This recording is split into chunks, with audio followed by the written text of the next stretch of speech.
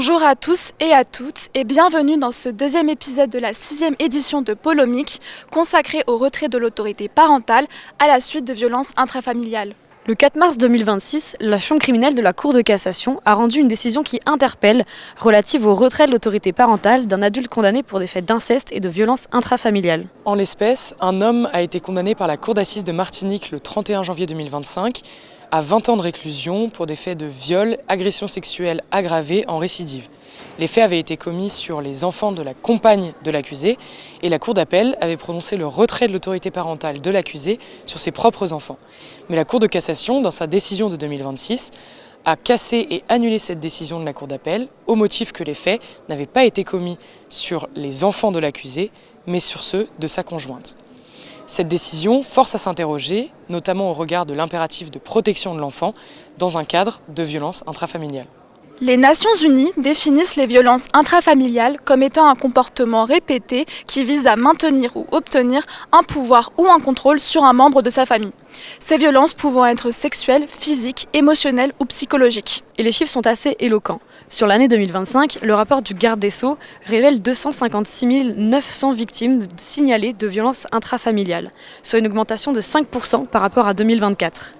Les violences physiques intrafamiliales représentent ainsi en 2025 une majorité de 54% des violences physiques générales. Alors, que faire face à un parent violent ? Les articles 378 et suivants du Code civil permettent au juge civil et obligent le juge pénal à prononcer le retrait de l'autorité parentale sous certaines conditions. Le retrait pouvant être partiel, total ou ne concerner que l'exercice de l'autorité parentale. Plusieurs questions se posent alors. La procédure de retrait d'autorité parentale est-elle adaptée à la réalité des violences intrafamiliales ?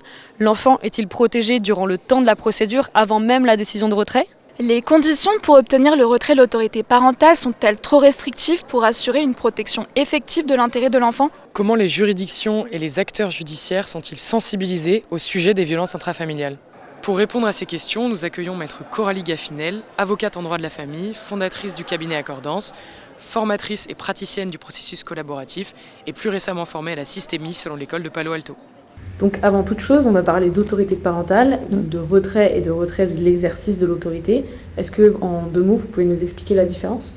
Oui, effectivement, c'est important de distinguer le retrait de l'autorité parentale où tous les attributs attachés à l'autorité parentale, à la fois patrimoniaux et personnels, sont totalement supprimés.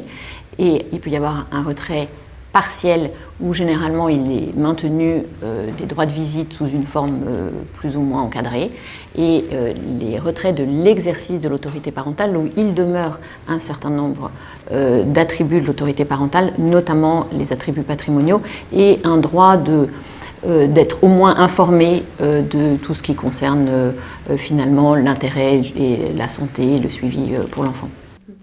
Donc justement, pour rentrer dans le vif du sujet, donc en matière de retrait d'autorité parentale et plus globalement en matière de violences intrafamiliales, la spécialisation des magistrats est un enjeu essentiel et crucial. L'Espagne, depuis 2005, a mis en œuvre une politique très poussée puisqu'il existe des juridictions spécialisées.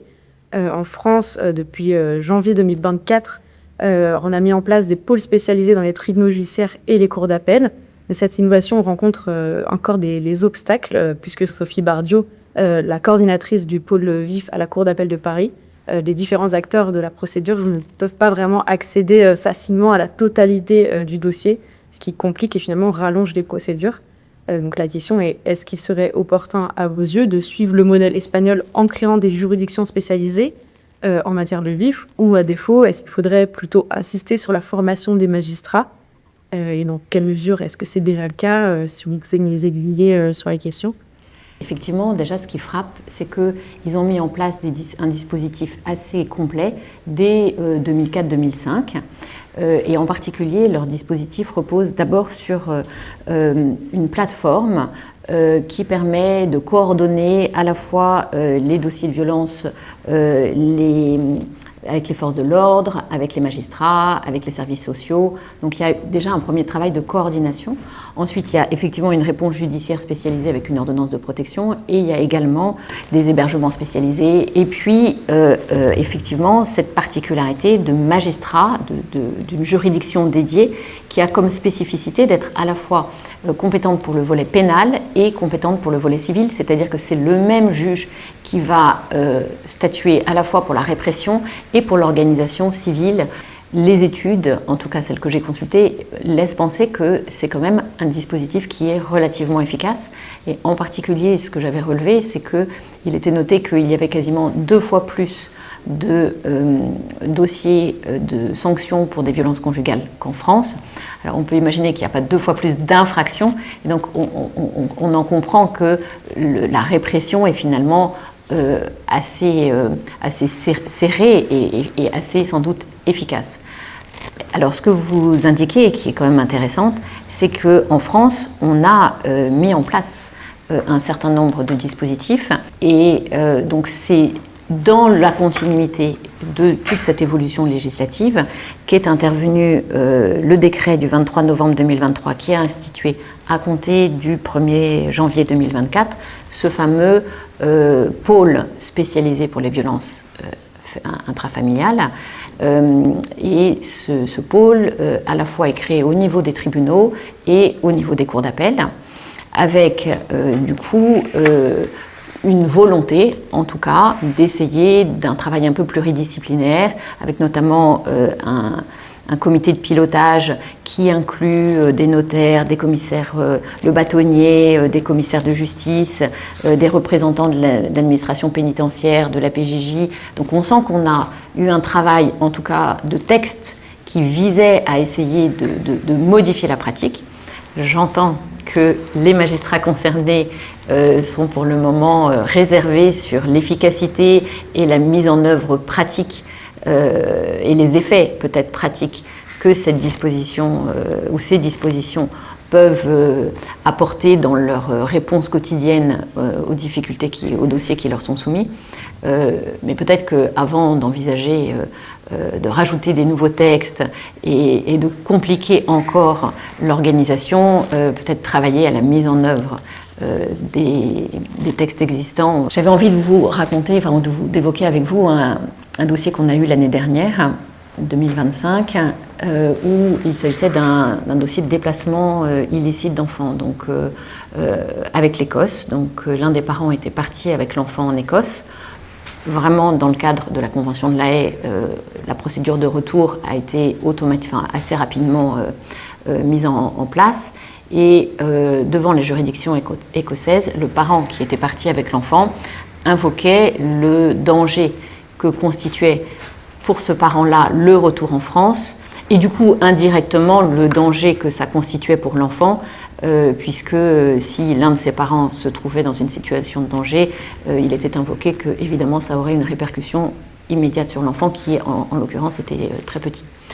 Et la juridiction écossaise a rendu une décision en indiquant que le système français avait un certain nombre de mesures de protection qui, a priori, seraient, ils indiquent, équivalentes, comme on pourrait s'y attendre, à celles qui existeraient en Écosse, que néanmoins, le fait qu'au moment où le parent rentrerait en France, il y ait un délai avant qu'il puisse être protégé dans le cadre de l'ordonnance de protection, et alors même que ce délai pourrait n'être que de 24 heures, eh bien, c'était suffisant pour caractériser le danger et pour refuser le retour. Donc, en fonction des différents pays, ces sujets-là sont aussi traités avec des moyens et des regards différents. Merci Maître. Selon les statistiques du ministère de la Justice, chaque année, il y a à peu près 3000 enfants qui sont concernés par des procédures de retrait de l'exercice de l'autorité parentale. Et dans 38% des cas, quand il y a une décision de retrait, on aménage quand même un droit de visite médiatisé, ce que vous évoquiez tout à l'heure. Donc c'est un droit de visite dans un espace de rencontre qui est protégé, avec un suivi régulier, une évaluation psychologique, des rencontres qui sont limitées dans leur durée, dans leur fréquence. Et dans le cadre de toutes ces procédures, l'enfant il doit toujours au préalable être informé de son droit d'être entendu par le juge s'il le demande, et il peut être représenté par un avocat. Et on se demandait donc comment est-ce qu'elle se passe concrètement, cette audition de l'enfant à sa demande par le juge, quelles sont les différentes questions qui peuvent être posées, et vous, en tant qu'avocat, comment est-ce que vous pouvez préparer l'enfant à ce parcours? C'est un droit pour l'enfant d'être entendu, mais à un moment, quand les auditions s'enchaînent, et qu'en particulier, quand il y a eu des violences, il y a aussi les auditions sur le plan pénal et les auditions sur le plan civil, c'est aussi compliqué pour l'enfant d'avoir plusieurs fois à s'exprimer et à parler devant des juges différents qui les interrogent sur des volets différents. Donc le droit d'être entendu, c'est fondamental. L'intérêt de l'enfant à ce qu'on multiplie les auditions, c'est aussi en tout cas un sujet, et on sait que c'est un sujet aussi auquel les magistrats sont attentifs, notamment quand il y a des procédures en première instance et en appel. Si l'enfant a été entendu une première fois, il y a toujours une réflexion de savoir est-ce qu'il est légitime, pertinent pour l'enfant d'être à nouveau entendu. Mais la règle est très claire, à partir du moment où l'enfant forme cette demande, il a un droit à être entendu, et à ce moment-là, son audition est organisée. Elle est organisée par le magistrat, mais quelquefois le magistrat peut déléguer cette tâche à un tiers. Généralement, les magistrats préfèrent entendre eux-mêmes l'enfant parce que c'est un élément qui va faciliter leur prise de décision et leur compréhension aussi de la situation. Et cette audition, en principe, effectivement, l'enfant a également le droit d'être assisté par un avocat. Dans la majorité des barreaux, les avocats qui assistent les enfants sont des avocats qui sont spécifiquement formés. En particulier, au barreau de Paris, il y a une antenne des mineurs avec des avocats qui sont spécifiquement formés, une formation qui dure à peu près 6 mois, sanctionnée par un examen, ensuite par un certain nombre d'expériences pratiques. Et donc, l'enfant rencontre son avocat qui est évidemment commis d'office, donc il n'y a pas de lien financier entre les parents et l'avocat de l'enfant. Donc cet avocat reçoit l'enfant en veillant évidemment à rappeler aux parents qu'il est l'avocat de l'enfant, c'est-à-dire qu'il ne rentre pas dans la connaissance du dossier, qu'il ne rentre pas, on n'a pas à lui communiquer ou à lui produire les éléments du dossier. Et l'avocat, il va avoir comme tâche d'abord d'expliquer à l'enfant que qu'est-ce que c'est qu'un avocat, qu'est-ce que c'est que cette procédure, quel est l'objet de la rencontre qu'il va avoir avec le juge. Ensuite, une fois que l'enfant a été reçu par l'avocat, il est ensuite accompagné par son avocat devant le juge. Et là encore, le juge va insister souvent sur le fait que ce n'est pas l'enfant qui porte le poids de la responsabilité de la décision, et que quel que soit l'avis que l'enfant va donner, dans un sens ou dans un autre, c'est bien le juge et lui seul qui prend la décision au regard de ce qu'il considère être son intérêt supérieur. On a toujours la crainte, les adultes ont souvent la crainte que la parole de l'enfant ne soit pas libre, et que soit l'un ou l'autre des parents, soit un conflit de loyauté, soit des interférences avec différents tiers puissent inquiéter l'enfant et puissent entraver sa parole. Donc le magistrat veille en principe à essayer de rassurer l'enfant et lui rappelle que ce qui se dit dans cet entretien reste dans cet entretien, et que le compte-rendu qui est porté à la connaissance des parents est un compte-rendu qui est validé par l'enfant et qui ne comporte pas forcément l'exhaustivité de l'entretien. Très bien, merci maître. On sait aujourd'hui que les procédures judiciaires peuvent être très longues, et dans le cadre de violences intrafamiliales, l'intérêt de l'enfant n'est parfois de ne pas rester en contact avec le parent violent. La procédure de retrait de l'autorité parentale est une procédure avec représentation par avocat obligatoire. Et l'article 1207 du Code de procédure civile permet au juge de prendre des mesures provisoires en matière d'autorité parentale pour la durée de l'instance. Quant à l'article 378-2 du Code civil, modifié par la loi du 18 mars 2024, visant à mieux protéger et à accompagner les enfants victimes ou co-victimes de violences intrafamiliales, il prévoit désormais la suspension de plein droit du droit de visite et d'hébergement ainsi que de l'exercice de l'autorité parentale lorsque le parent concerné est suspecté d'avoir commis un crime ou une agression sexuelle sur la personne de l'enfant mineur ou un crime sur l'autre parent. Cette disposition ne valant uniquement que lorsque le parent concerné est poursuivi par le ministère public ou mis en examen par le juge de l'instruction. Alors on se demandait quels sont les dispositifs qui ont été mis en place pour apporter la meilleure réponse possible face aux violences intrafamiliales et pour garantir une protection réelle de l'enfant. Vous évoquiez la question de qu'est-ce qu'on fait en cas d'urgence et qu'est-ce qu'on a comme moyen pour protéger le parent victime, voire les enfants, dans des situations de violence et d'urgence. Et là, la difficulté, elle n'est pas tellement textuelle, elle est plutôt liée à l'encombrement des juridictions. Et elle est également liée à des problèmes de preuve. J'ai en tête un dossier récent qui ne dépendait pas de la juridiction parisienne, mais qui dépendait d'un tribunal périphérique, où une épouse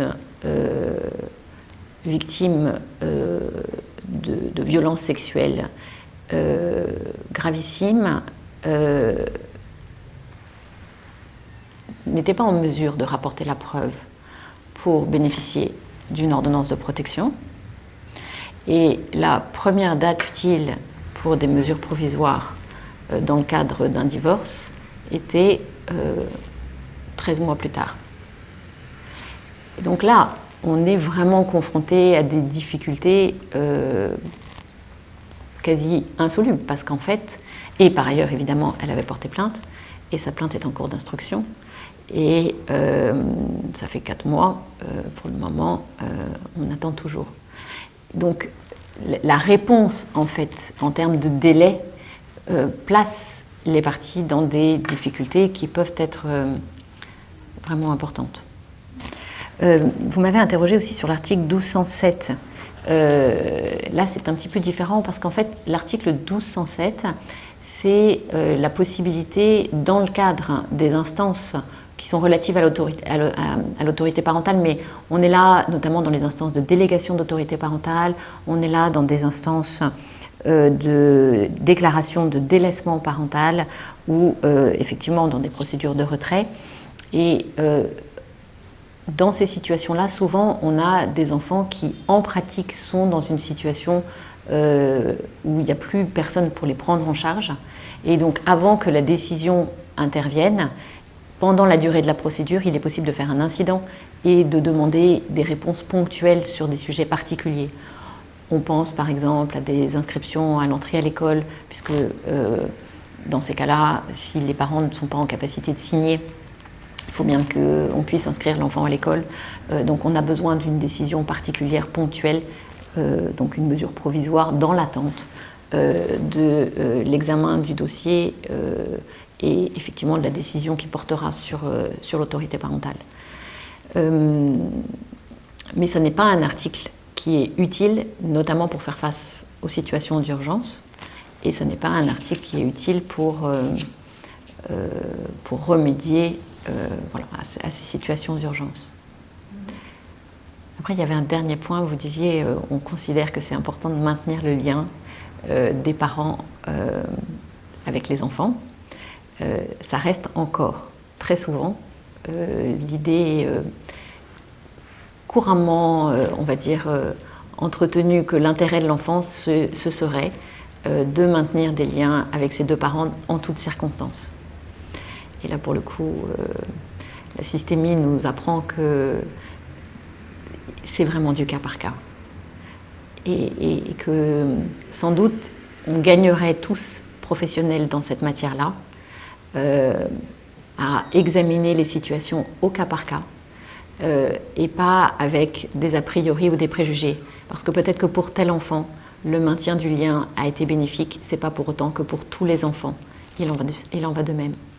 Et là, notre traitement judiciaire a de la peine à garder un a priori qui est qu'on ne sait pas et qu'il faut regarder la situation de façon extrêmement individualisée. Donc vous avez appuyé sur finalement cette situation d'urgence dans ces situations de violence intrafamiliale. Et est-ce qu'il est possible de passer par une procédure de référé, éventuellement sur le fondement d'un dommage, la prévention d'un dommage imminent de l'article 835 du Code de procédure civile, afin d'obtenir une décision plus rapide, ou justement, puisque ces décisions prises en référé ne sont que provisoires, selon l'article 484 du même Code, est-ce que c'est vraiment opportun au vu de protéger l'enfant finalement ? Alors, en fait, c'est pas tellement le caractère provisoire qui pose question, puisque les mesures qui concernent les enfants sont provisoires. Donc là-dessus, on n'a pas de problème avec le provisoire, puisque toutes les mesures qui concernent les enfants, dès lors que la situation évolue, peuvent être réajustées. Et ça, donc finalement, le référé ou pas le référé, c'est pas tellement là-dessus qu'on a une difficulté. En fait, la difficulté, c'est l'organisation des tribunaux. Alors déjà, pour commencer, dans un certain nombre de juridictions, ils ont commencé par dire que les urgences ne concernaient que les situations de violence ou de mise en danger de l'enfant, et que tout ce qui était de l'ordre de l'urgence économique, c'était pas urgent. Et pour revenir à la question du référé, on utilisait le référé, et notamment le référé à jour fixe, pour obtenir de façon un petit peu urgente, la possibilité d'avoir une autorisation de résider séparément dans l'attente de la décision qui serait rendue quelque temps après. Finalement, on utilise moins cette voie-là depuis que l'ordonnance de protection est complètement installée. Et donc aujourd'hui, dans une situation d'urgence, dès lors qu'on a les éléments de preuve. Mais si on n'a pas les éléments de preuve, de toute façon, on ne peut pas aller non plus en référé. Donc, de ce côté-là, on est à peu près au même point. Donc, en fait, aujourd'hui, on utilise plutôt l'ordonnance de protection. Et par ailleurs, les tribunaux ont organisé, alors ça dépend des services, mais je pense notamment à un moment de l'organisation à Nanterre, où ils nous avaient demandé expressément de cesser les référés pour utiliser la procédure accélérée au fond. En considérant que pour l'organisation du service, c'était... Bon, voilà, ils nous donnaient les mêmes dates, mais ils préféraient qu'on s'appuie sur la procédure accélérée au fond plutôt que sur la procédure de référé. En fait, ce n'est pas les textes qui nous manquent.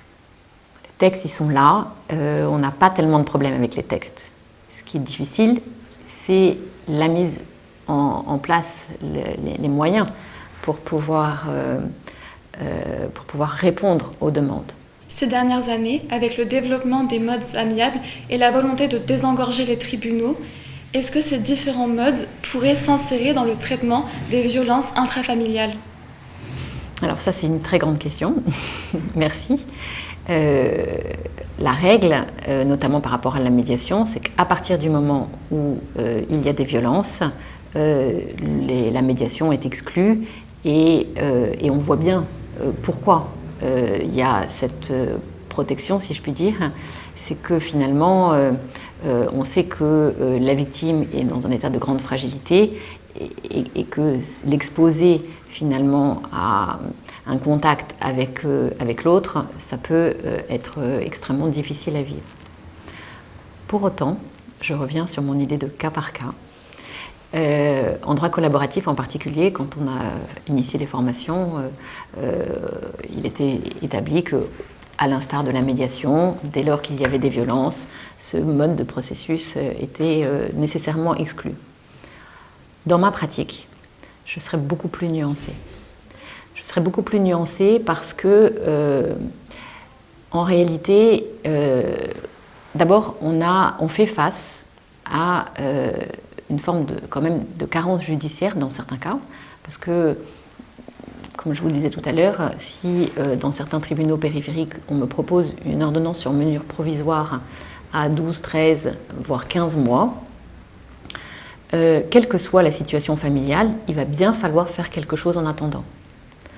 Et le fait d'encadrer la situation familiale avec un processus amiable, avec des avocats formés, avec un médiateur, avec finalement un certain nombre d'intervenants, ça étaye et ça, alors, je ne vais pas dire que ça régule, mais en tout cas, ça a le mérite de ne pas laisser la violence continuer à s'exercer sans aucune limite et sans aucun cadre. Je ne dirais pas que c'est exclu de façon systématique. Merci beaucoup, Maître, pour votre éclairage et vos réponses à nos questions. Face aux inadaptations persistantes de la procédure de retrait de l'autorité parentale, plusieurs solutions peuvent être envisagées. D'abord, un assouplissement des conditions du retrait, une meilleure formation des magistrats ou encore le recours à des juridictions spécialisées. Effectivement, ainsi, en cas de fait de violence intrafamiliale avérée, la protection de l'intérêt supérieur de l'enfant peut justifier une décision de retrait total, partiel ou de l'exercice de l'autorité parentale. Cela permet à l'enfant d'être protégé durant sa minorité et ces mesures s'éteignent à la majorité en même temps que l'autorité parentale. Mais les faits de violence peuvent porter atteinte de manière pérenne à l'enfant et cela pose la question d'une éventuelle procédure de suppression complète du lien de filiation que l'on abordera ensemble dans le dernier épisode de cette édition.